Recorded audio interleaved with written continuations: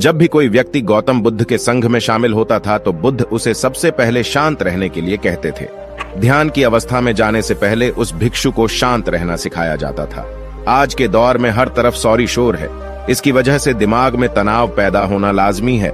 ऐसे में अगर आप हर रोज कुछ देर मौन रहने का अभ्यास करते हैं तो इससे आपके तनाव पैदा होने वाले हार्मोन के लेवल में कमी आती है। इससे आपका दिमाग शांत होता है, गुस्सा नियंत्रित रहता है और तनाव बढ़ाने वाले हार्मोन्स का लेवल घटता है।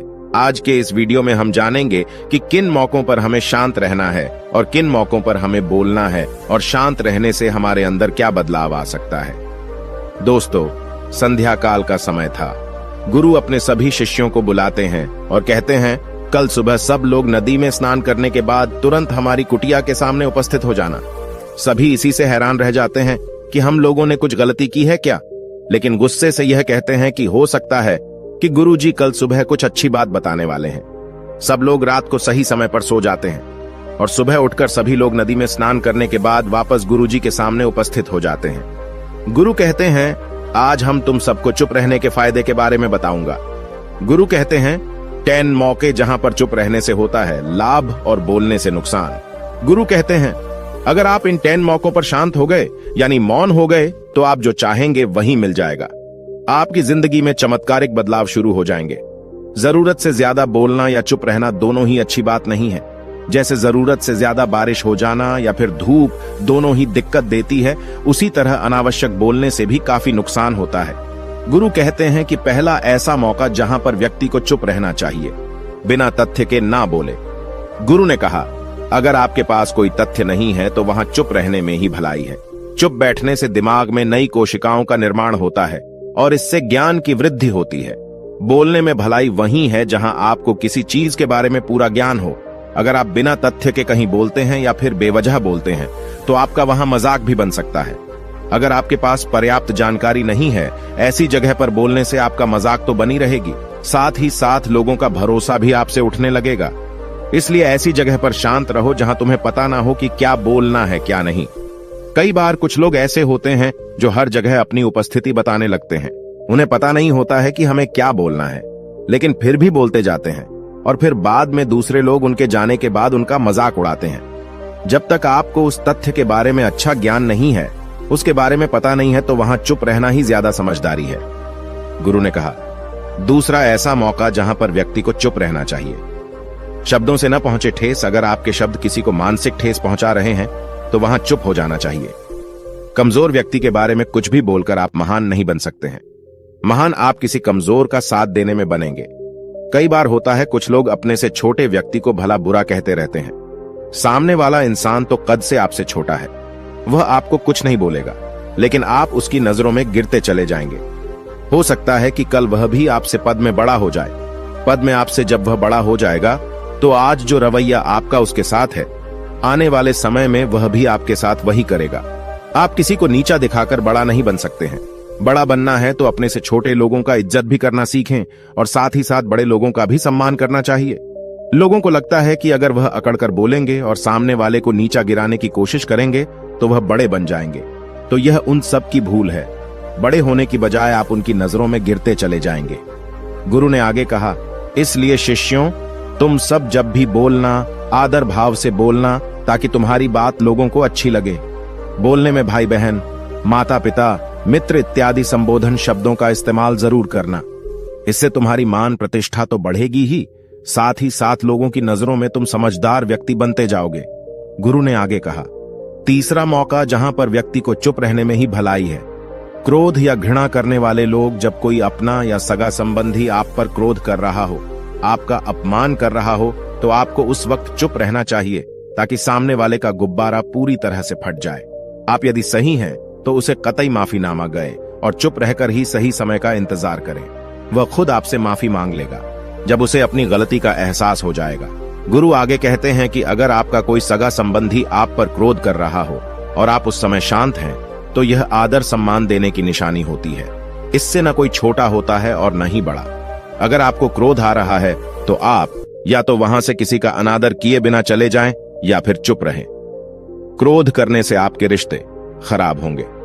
क्रोध करने से हमेशा क्रोध करने वाले व्यक्ति का ही बुरा होता है। गुरु आगे कहते हैं कि एक बार की बात है, एक सांप जंगल से भागते हुए किसी राजा के घर में पहुंच गया। लोगों ने छेड़खानी की तो वह बहुत ही गुस्सा हो गया, जिससे घर में जो तलवार पड़ी हुई थी उसी को लपेटकर कसने लगा और धीरे धीरे उसका पूरा शरीर कट गया। यह गुस्सा उसे खा गया। ठीक उसी प्रकार हमारा गुस्सा भी हमारे शरीर को तलवार की भांति काटता रहता है। गुस्सा ध्यान से खत्म होता है प्रतिदिन। अगर आप ध्यान की मुद्रा में बैठे हैं तो आपका गुस्सा आपके नियंत्रण में रहेगा। गुरु आगे कहते हैं कि यह तरीका है कि आप प्रतिदिन ध्यान का अभ्यास करें। इससे आपके शरीर में जो हार्मोन्स गुस्से को बढ़ावा देते हैं वह सब तुम्हारे नियंत्रण में रहेंगे, जिससे शरीर गुस्से पर आसानी तुम्हारा से काबू पा लेगा। लेकिन एक तरीका यह भी है कि जब भी आपको गुस्सा आए तो आप यह समझने का प्रयास करो कि क्या मेरा गुस्सा जायज है या नहीं। हमें वहां पर बोलना चाहिए कि नहीं। जब आप खुद इस बात का आकलन लगा पाएंगे तो आपको खुद पता चल जाएगा कि हमें गुस्सा करना चाहिए या नहीं। फिर भी आपको गुस्सा आ रहा है तो आप वहां से हटने का प्रयास करें, वहां से दूर चले जाएं। धीरे धीरे समय के साथ आपका दिमाग शांत हो जाएगा। गुरु ने कहा, चौथा ऐसा मौका जहां पर इंसान को बहुत ही समझदारी के साथ काम लेना चाहिए, वहां पर आपको चुप रहना ही चाहिए, जहां पर उस मुद्दे से आपका कोई संबंध ना हो। अगर आपका किसी मुद्दे से कोई संबंध ना हो तो वहां आपका चुप रहना बनता है। बिना किसी वजह अगर आप दूसरे के मुद्दे पर बोलेंगे तो यह आपके लिए अनिष्टकारी होगा। इसमें केवल और केवल आपका ही नुकसान है। जल्द ही आप किसी दो लोगों के बीच हो रहे विवाद में जल्दी अपनी टांग न डालें। अगर सामने वाला आपको बुला रहा है अपना झगड़ा शांत करवाने के लिए तो ही आप वहां पर जाएं। किसी की व्यक्तिगत जिंदगी में दखल अंदाजी नहीं देनी चाहिए जब तक कि वह व्यक्ति आपको नहीं बुलाता है। अपने झगड़े को शांत करवाने के लिए कुछ लोग फालतू में दूसरे के विवाद में कूद पड़ते हैं। इससे उनके मान सम्मान मर्यादा पर लोग उंगली उठाने लगते हैं। गुरु कहते हैं कि 10 मौकों में 5वां ऐसा मौका जहां पर व्यक्ति को बहुत ही समझदारी के साथ चुप रहना चाहिए। आपके शब्दों से किसी मित्र को हानि न पहुंचे। अगर आपके शब्द सामने वाले के परिवार या मित्रों की प्रतिष्ठा के बारे में बुरी झलक दिखा रहे हैं तो आपको चुप रहना चाहिए। किसी के परिवार या फिर मित्र के बारे में बुरा बोलने से केवल आप ही बुरे बनेंगे। जो चीज आसानी से खत्म की जा सकती है उसे अपने शब्दों से बड़ा न करें। बिना चिल्लाए बात करने का प्रयास करते रहना चाहिए। अगर आप बिना चिल्लाए कोई बात नहीं कह सकते तो आपका चुप रहने में ही भलाई है। किसी पर चिल्लाने से आपके व्यवहार के बारे में पता चलता है। ज्यादा बोलने से चीजें हमेशा खराब ही होती हैं। कई बार कुछ रिश्ते ज्यादा तेज बोलने की वजह से टूट जाते हैं। इसलिए अपनी आवाज में मीठापन लाएं। आपके शब्दों से आपके दोस्त को हानि नहीं पहुंचनी चाहिए। कभी कभी दोस्तों के जब हम मजाक हैं तो रहे कि आपके शब्दों से किसी का अनादर ना हो। मजाक को भी हमेशा शब्दों के मायने में ही रखें। जहां किसी को शब्दों से चोट लगे वहां चुप हो जाएं। ज्यादा बोलने से हमेशा नुकसान ही होता है। किसी और की प्रतिष्ठा को अपने शब्दों के माध्यम से उसे हानि नहीं पहुंचानी चाहिए। यदि आपके शब्दों से किसी और की प्रतिष्ठा को ठेस पहुंच रही है तो वहां आपको चुप हो जाना चाहिए। जब कोई व्यक्ति आपके सामने नहीं है तो आप उस व्यक्ति के बारे में बुरे शब्द किसी तीसरे व्यक्ति के सामने न बोलें।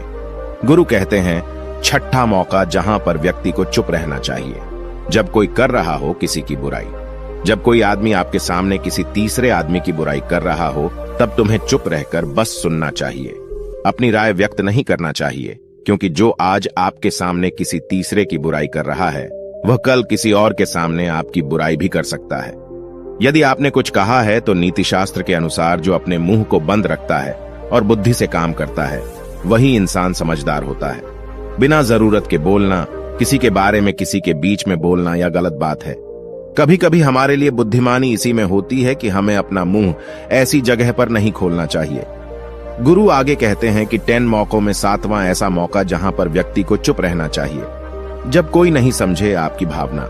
यदि आपको लग रहा है कि कोई व्यक्ति आपकी भावना, दुख या परेशानी को शब्दों में नहीं समझ रहा है, यदि आपको लग रहा है कि सामने वाला व्यक्ति आपकी भावना या दुख को या आपकी जो परेशानी है उसको वह समझ नहीं पा रहा है या समझने का प्रयास ही नहीं कर रहा है या वह आपको ध्यान से सुन ही नहीं पा रहा है, तो ऐसे व्यक्ति के सामने आप चुप ही रहें, क्योंकि ऐसे लोगों को आपकी भावना या दुख से कोई मतलब नहीं होता है। ऐसे लोगों को अपना राज बताकर आप पछताएंगे ही बाद में। इसलिए हर किसी को अपने मन की बात नहीं बतानी चाहिए। अगर आपको लग रहा है कि सामने वाला आपकी बात को नहीं समझ पा रहा है, आपकी भावनाओं को नहीं समझ पा रहा है, तो वहां पर आपको नहीं बोलना चाहिए, क्योंकि आज में आपका मजाक ही बन जाएगा जब आपको लगने लगे कि सामने वाला आपकी भावनाओं को ठीक तरीके से समझ रहा है, आप जो कह रहे हैं वह ठीक से सुन रहा है, तभी आप उसे अपनी बात कहें। गुरु कहते हैं कि 8वां मौका जहां पर आपको चुप रहना चाहिए, जब कोई इंसान अपना दुख व्यक्त करे। यदि कोई इंसान अपने दुख या परेशानी को आपको बता रहा है, तो इसका मतलब यह है कि वह आपको अपना समझ रहा है। ऐसे में तुरंत ही उसे समाधान बताने के बजाय चुप रहकर उसके दुख या समस्या को सुने। उसके दुख या समस्या को किसी और को न बताएं। वह इसलिए नहीं बता रहा है कि उसकी समस्याओं का समाधान कर देंगे, बल्कि वह इसलिए भी बता रहा है कि सामने वाला उसकी बात को समझ रहा है। कई बार बताने से दुख कम हो जाते हैं। आपको अपना दुख इसलिए बता रहा होगा कि उसे लग रहा है कि आप उसकी बात को समझ रहे हैं। दुख बांटने से कम हो जाता है। इसलिए जब कोई व्यक्ति अपना दुख आपसे व्यक्त करे, तो आप चुप मारकर उसकी बात को बहुत ही ध्यान से सुनें, ताकि उसके दुख कम हो जाएं। उसके मन का बोझ हल्का हो जाए, क्योंकि उसके मन में जो भी बातें थीं वह आपको सब बता दिया। गुरु आगे कहते हैं कि 10 जगहों में 9 ही ऐसी जगह जहां पर आपको चुप रहना चाहिए। जहां पर दुष्ट प्रकृति के लोग रह रहे हों और गाली गलौज कर रहे हों, तो आप वहां पर मत जाइए। ऐसी जगहों से आप चुपचाप निकल जाएं, अर्थात अपनी प्रतिक्रिया दिए बिना आप वहां से चले जाएं, क्योंकि जिसकी जुबान खराब होती है, जो दुष्ट प्रकृति के लोग होते हैं, उनको आप ऐसे समय में नहीं समझा सकते हैं। जब उनका दिमाग पूरी तरह से शांत हो जाए, तभी वह आपकी बात सुनेंगे। इसलिए जहां पर दुष्ट प्रकृति के लोगों आपकी बात को न मानते हों और न ही सुनते हों, तो आपको वहां पर नहीं बोलना चाहिए। गुरु कहते हैं कि 10 माह ऐसा मौका जहां पर आपको शांत हो जाना चाहिए। अपनी सफलता का राज हर किसी को न बताएं। कई बार होता है कि कुछ लोग जो सफलता को बहुत ही जल्दी अर्जित कर लेते हैं, वे हर जगह अपनी सफलता का ढिंढोरा पीटने लगते हैं। ऐसे में क्या होता है कि कई लोग आपकी सफलता से खुश नहीं होते हैं। अगर आप अपनी सफलता का जबरदस्ती लोगों में ढिंढोरा पिटवा रहे हैं, तो लोगों की नकारात्मक ऊर्जा आपको प्रभावित कर सकती है। जब आप सफल होंगे तो सबको पता चल जाएगा कि आप सफल हो गए हैं। ढिंढोरा पीटने से नुकसान आपका ही होगा।